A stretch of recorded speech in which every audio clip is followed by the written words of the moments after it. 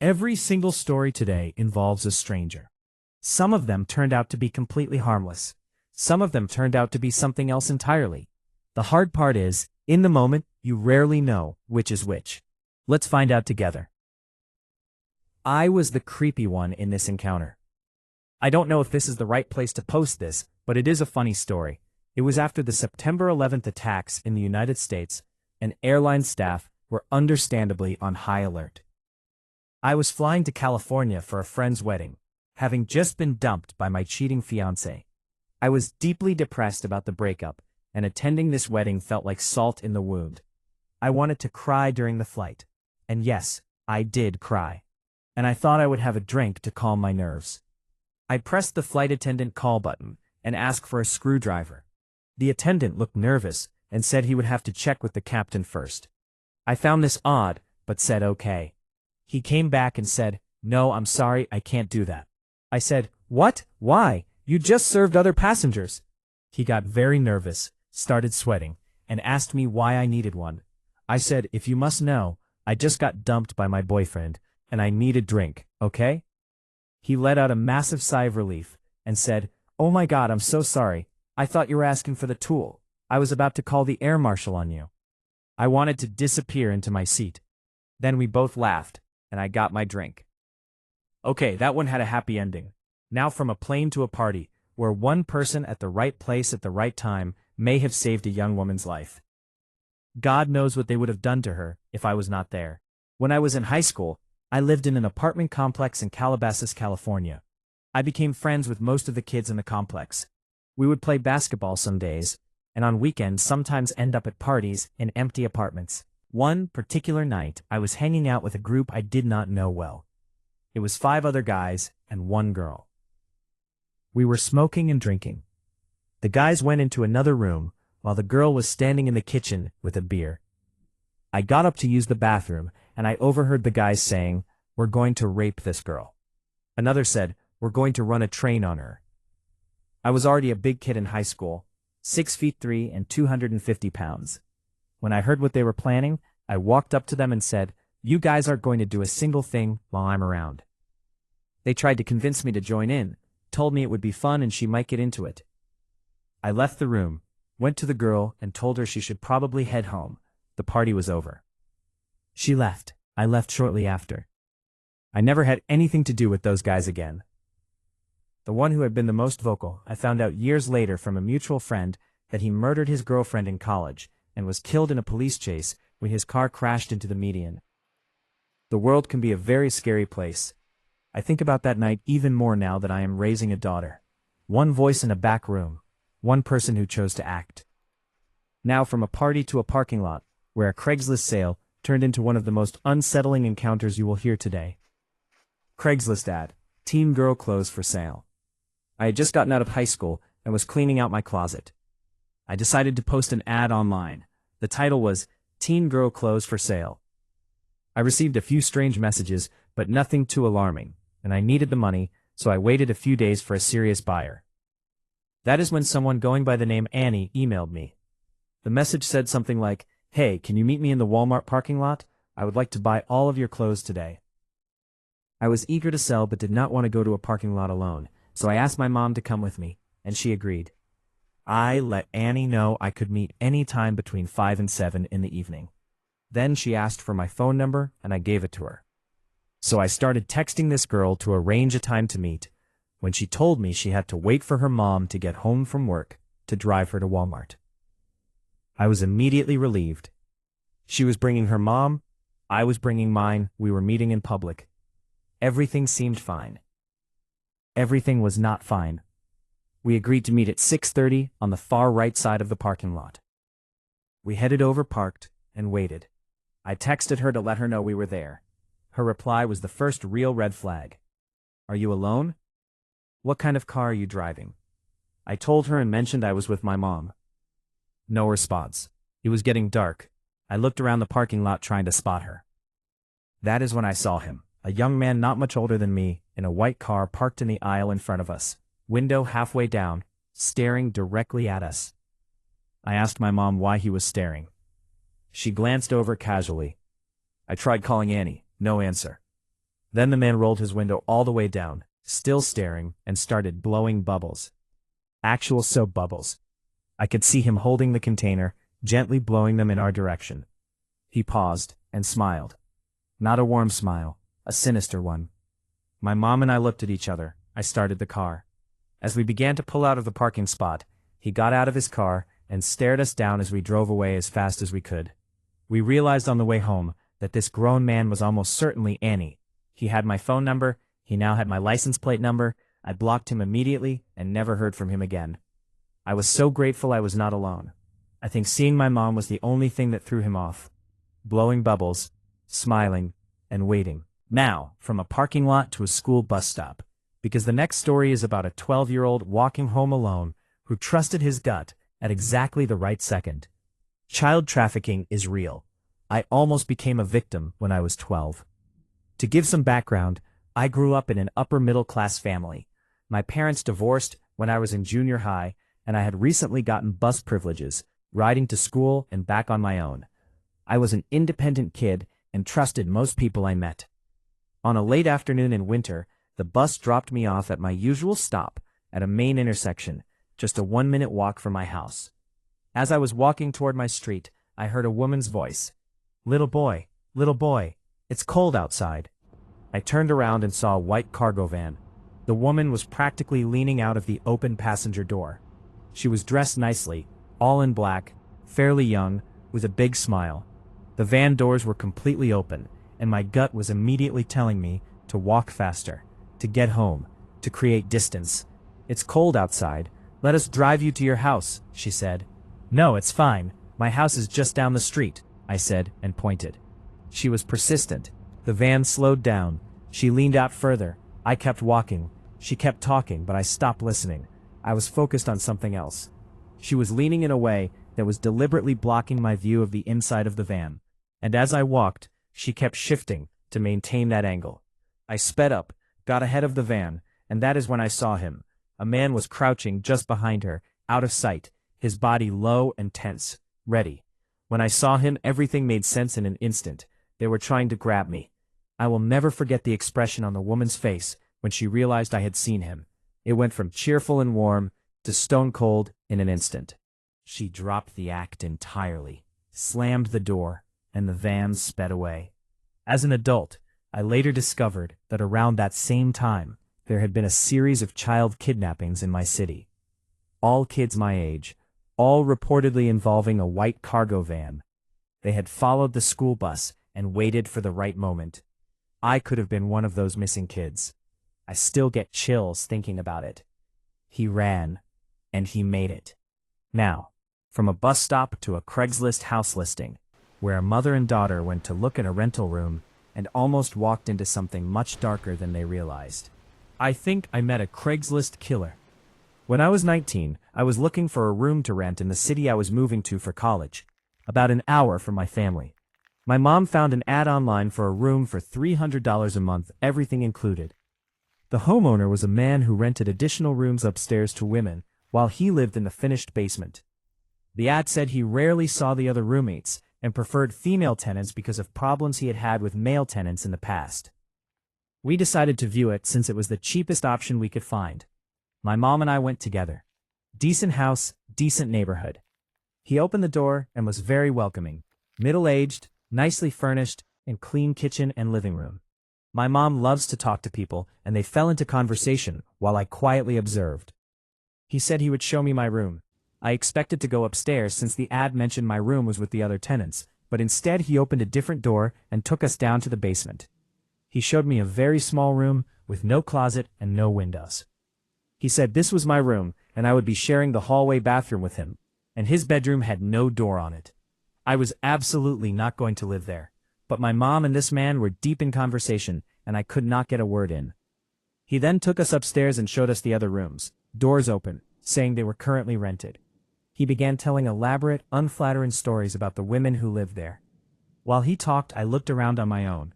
I went into all 3 rooms and both bathrooms. There was furniture, but not a single item that looked like it belonged to a woman. No clothes anywhere. No personal items on any surface.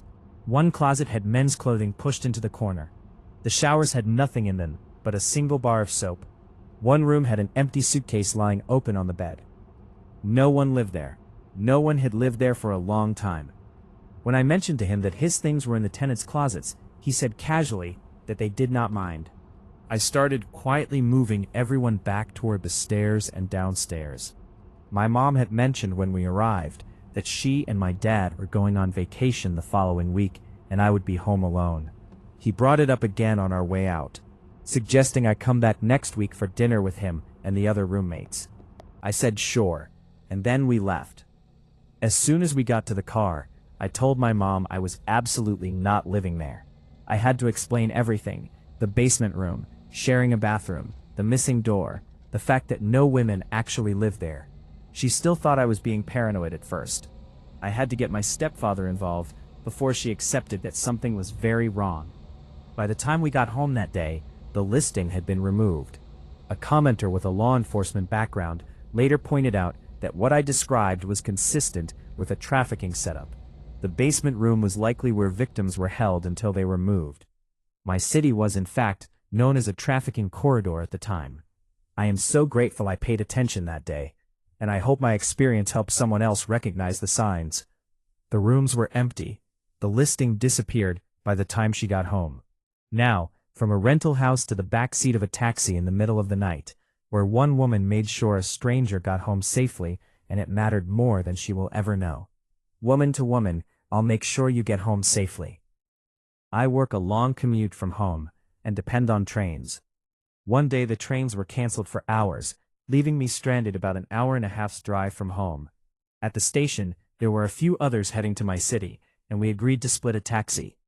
The group was Lisa, who was a bit tipsy and heading to a concert; Kyle, who was with Lisa and well beyond drunk; John, who was traveling alone and had just broken up with his girlfriend; and one other woman, who ultimately decided to stay overnight in that town instead. That should have been my cue to do the same. But I did not want to leave the others short on the fare. Before we got in, I quietly asked Lisa if I could sit next to her. She completely understood and said she would sit in the middle. When John went to get in the car, he opened the door on my side and just stood there staring at me. Lisa cheerfully redirected him to sit on the other side so she could be in the middle. He scoffed, but moved. The ride was awkward. At a rest stop, Lisa got out to use the bathroom, and I stayed in the taxi, which I regret. While she was gone, John moved to the middle seat and placed his hand on my upper thigh, 2 inches from my body. I froze completely. When Lisa came back and opened the door, she immediately took in the situation, looked at his hand, and said brightly, "Oh, I'm so sorry. Can we switch? I love sitting in the middle." John was visibly furious. He moved. Lisa sat next to me and took my hand. She whispered, "Woman to woman, I'll make sure you get home safely." I was in tears. I just said, "Thank you." For the rest of the journey, about 4 or 5 times, after Lisa leaned forward to speak to Kyle, John slipped his hand onto her seat so she would sit back on it. Each time she simply giggled and said, "Oh, sorry, I think I sat on your hand." She handled it without escalating, without making a scene, while still keeping her promise to me. When we got close to the city center, John announced that he lived in a direction completely opposite to mine, north of the city, and then insisted that after Kyle and Lisa got out, he and I should share another taxi together. When I said no, he said he would not take no for an answer. Lisa was very drunk by this point and crying about how much she loved her dog. I texted my husband and he ran to meet me. When we all got out of the taxi, John was getting his bags, and I said goodbye to Lisa as fast as I could and ran toward my husband. I think about how differently that night could have gone, and I think about Lisa all the time. Girls, please go to the bathroom together, and please look out for each other. Woman to woman, 3 words that meant everything. Now, from a late-night taxi to a house in the mountains, where a man was pushed out of his own window at 6 in the morning, while his 13-year-old daughter slept upstairs. Someone pushed me out my own window, in my own house, while my daughter was sleeping upstairs. This happened a couple of years ago. We lived in a house in the mountains, with no neighbors close by. It was a Sunday. My 13-year-old daughter was visiting for the weekend and sleeping upstairs. My bedroom is on the ground floor. I was watching television in the living room, then decided to step outside to look at the stars. I had to leave the door slightly open, because the outer side of the door only opens with a key, no handle from outside. I stood outside for about 5 minutes. Then I smelled something unusual. I went back inside, and since it was around 3 in the morning, went to sleep. At 6 in the morning I woke up with the sunrise. It was very hot inside, so I opened my window and leaned out from the outside edge of the sill. Suddenly I felt a hand push me firmly in the back. I was pushed out of my own house by someone who was inside it, and my daughter was still up there. With the window now closed behind me, and no key, I could not get back in through the front door. I remembered my neighbor was a locksmith. I ran to his house, woke him up, and explained everything. He came with his equipment immediately. Here's what my daughter told me afterward. She had been woken up by the sound of an old man coughing, a cough she did not recognize. She did not hesitate. She went straight to the bathroom, locked herself in, because the bathroom was the only room in the house with a lock, turned on the tap, and called the police. My neighbor got the front door open. On the way up, I noticed a knife was missing from the kitchen. When we reached my daughter's room, the door was open. We turned on the light and found an old man in a hooded jacket, holding my knife, waiting in front of the locked bathroom door. My neighbor and I handled him. The police came. He was arrested. The following week, we moved. She was 13 years old, and she did exactly the right thing. Now from a mountain house to an American highway in 1975, because the next story is one I still think about. Ted Bundy picked me up while I was hitchhiking. My friend and I had decided to drive from Philadelphia to Miami Beach, and the car broke down in North Carolina around 1975. I decided it would be an adventure to hitchhike the rest of the way. After a long wait on a stretch of highway in Fayetteville, we got a short ride, then eventually made it near the South Carolina border. That is when a young man, who in retrospect looked exactly like Ted Bundy, stopped and asked where we were going. When I said Miami, he said, "What street?" We were overjoyed. He was going to take us all the way to my mother's house. After we got in, he offered us a joint. He did not want any himself. He just encouraged us to smoke. Whatever was in it was strong enough to nearly paralyze both of us.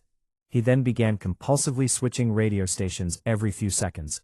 I started to feel paranoid. Something strange was coming off this man. At a rest stop, he disappeared into the bathroom for about an hour. When he came back, he said he needed to make a detour to his bank, and started driving us down small, unmarked roads through what looked like marshland in Georgia. He stopped at the most remote location I have ever been. A single building that looked like an abandoned roadside bar. He got out, went behind the building, came back wearing sunglasses, and began talking at length about real estate law. Then he drove for what felt like hours more before pulling over at a strip mall area near Jacksonville, Florida, and telling us there had been a change of plans and we needed to get out there. We were exhausted and still feeling the effects of whatever had been in that joint. We found a bus station and took a bus the rest of the way to Miami. I cannot prove this was Ted Bundy, but I have researched it, and the timing fits. This was after his prison escape in Colorado, and around the period when he moved to Florida. We were 2 men, so I do not think we were in danger. I believe he was simply enjoying the psychological control over us, but I think about it often. He drove them through the marshes for hours, and nobody knew where they were. And now, for the final story. This is the one that once you hear it, will make you think about that night for a very long time. Staring down a serial killer. In September of 2002, my wife was 7 months pregnant with our first child. We lived in Ohio, and she wanted a baby shower. Since most of her family and close friends were in Baltimore, Maryland, we planned to travel there for the event on Saturday, October 19th. But then October 3rd and 4th arrived, and with it, the horrifying news that a serial killer was targeting people in the Baltimore and Washington area. We reconsidered our trip but decided to go. The statistical likelihood of being his victim was very low. We monitored the news as the death count rose to 9, with 2 additional survivors. The killer had come to be known as the Beltway sniper. On Friday evening, October 18th, my wife and I picked up my mother and stepsister and set out for Baltimore. We had reviewed our plan carefully. We would always travel together, move quickly between the car and any building, and no one would stay in the car alone. Around 12:45 in the morning, we all needed a restroom break. We pulled into a rest stop near Frederick, Maryland, and parked directly in front of the bathroom building entrance. The rest area was largely empty, but there was a dark blue late-model four-door sedan parked facing the building entrance. I parked next to it. We quickly went over the rules again, then got out and moved quickly to the restrooms. I finished first and waited near the exit. Inside, by the glass doors and walls, I nervously scanned the parking lot. Then I turned my attention to the blue sedan beside our car. The license plates were from New Jersey. In the front seat were two men. The one behind the wheel was middle-aged and awake. He was staring back at me. The passenger was a sleeping teenager. I felt a chill move down my spine as he watched me watching him. My family came back and we ran to the car and drove away. I noticed something unusual about the trunk of their car. It looked like it had been rigged from the outside, the way you sometimes have to do when a lock breaks and you cannot afford to fix it properly. I remember thinking that is probably what happened. It was not a broken lock. It was a shooting port cut through the trunk so someone could fire from inside the car while remaining completely concealed. About a week later, the Beltway snipers were captured. In the newspaper the next morning, a face looked back at me, the same face that had been watching me through the blast that night. John Allen Muhammad. And then came the detail that made my hands go cold. They had been captured at the exact same rest stop where we had parked next to them, about a week after our visit. I can only assume the teenager beside him was Lee Boyd Malvo. I believe they were resting that night and not planning to act there, which is the only reason I am alive to tell this story. He had been inches from a sniper's car, and he only knew because he saw a face in the newspaper. 9 stories today. Strangers on the road, strangers at the door, strangers in the seat next to you. And the thread running through every single one, someone listened to a feeling that had no name, and they are alive. If these stories left an impression on you, hit that like button. It helps this channel reach more people who need to hear them. And if you want more real stories every week, subscribe and turn on the bell. I will see you in the next one.